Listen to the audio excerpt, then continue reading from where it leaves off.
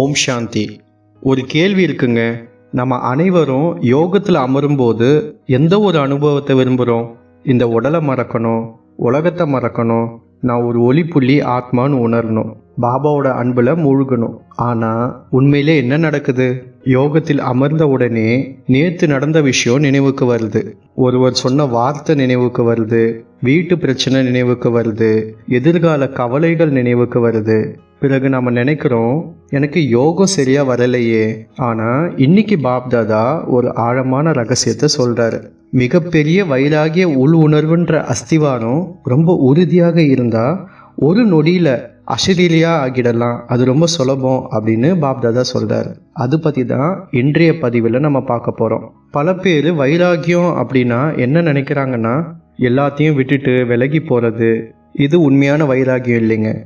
உலகத்தை வெறுப்பது வைராகியம் இல்லைங்க, உலகத்தை புரிந்து கொள்வது தாங்க வைராகியம். இந்த உடல் எனக்கு கொடுக்கப்பட்ட ஒரு வாகனம், இந்த உறவுகள் நாடகத்தில் எனக்கு கொடுக்கப்பட்ட ஒரு பாத்திரம், இந்த செல்வம் தற்காலிகமாக பயன்படுத்த கொடுக்கப்பட்ட ஒரு பொறுப்பு, எதுவும் நிரந்தரம் இல்லைங்க. இந்த புரிதல் வரும்போது தான் மனசு ரொம்ப லேசாக மாறுது.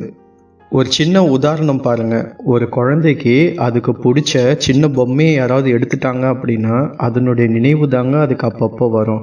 ஏன் தெரியுங்களா? அந்த குழந்தைக்கு அந்த பொம்மை மேலே ஒரு பற்று இருக்கு. அதே போல தாங்க மனசு எதன் மேலே பற்று வைக்குதோ அங்கேயே திரும்ப திரும்ப நம்மளுடைய எண்ணங்கள் போகுதுங்க. அதனால தான் யோகம் ரொம்ப கடினம் அப்படின்னு நமக்கு தோணுது.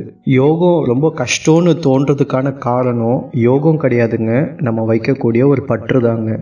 நாம் நினைக்கிறோம், நான் இந்த உடல், இது என்னுடைய குடும்பம், இது என்னுடைய பெயர், இது என்னுடைய பதவி, இது என்னுடைய கருத்து, இந்த மாதிரி என்னுடையதுன்ற வார்த்தை ரொம்ப அதிகமாக பயன்படுத்துகிறோம். ஆனால் இந்த என்னுடையது அப்படின்ற வார்த்தை பல நேரங்களில் நம்முடைய அமைதியை பறிச்சிடுதுங்க.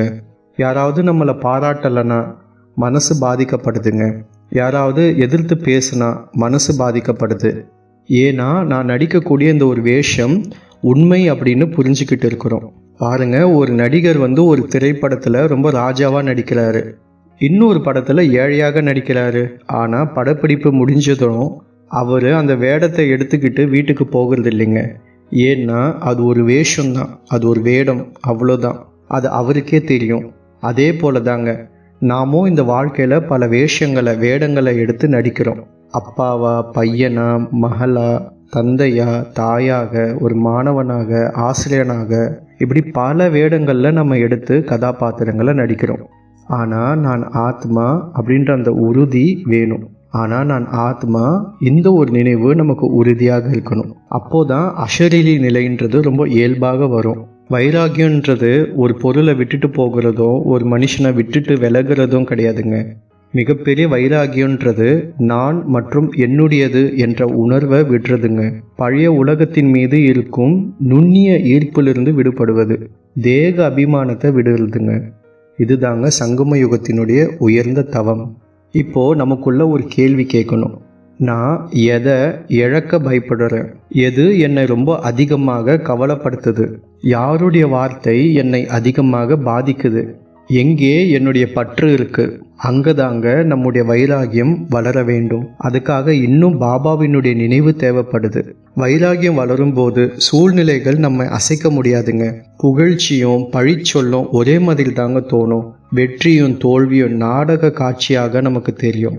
மனம் ரொம்ப லேசாக மாறிடுங்க. அதே போல தாங்க நம்ம செய்யக்கூடிய யோகான்றது ஒரு முயற்சி கிடையாதுங்க, அது ரொம்ப இயல்பாக மாறிடும்.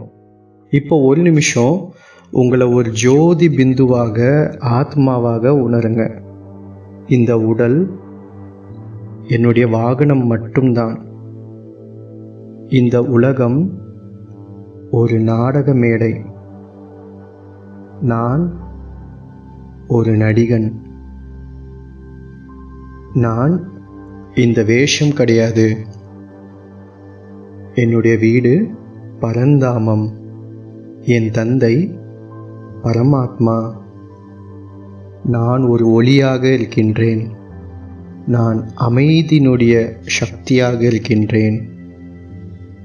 நான் சுதந்திரமானவன்.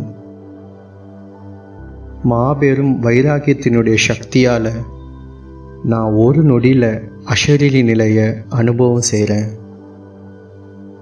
ஓம் சாந்தி. இந்த ஒரு விஷயத்தை நினைவில் வச்சுக்கோங்க. பற்று இருக்கிற இடத்துல தேக உணர்வு இருக்கும்.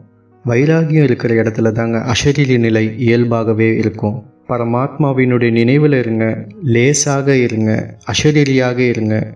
உங்களுக்கு அருகாமையில் இருக்கக்கூடிய பிரம்மகுமாரிகள் இலவச ராஜயோக மையத்தில் போய் இலவசமாக தியானம் கற்றுக்கணும்னு நினைக்கிறீங்க அப்படின்னா இந்த வீடியோக்கு கீழே இருக்கக்கூடிய டிஸ்கிரிப்ஷனில் லிங்க் கொடுத்துருக்கேன். அதை கிளிக் பண்ணி நீங்கள் போய் இலவசமாக தியானத்தை கற்றுக்கலாம்.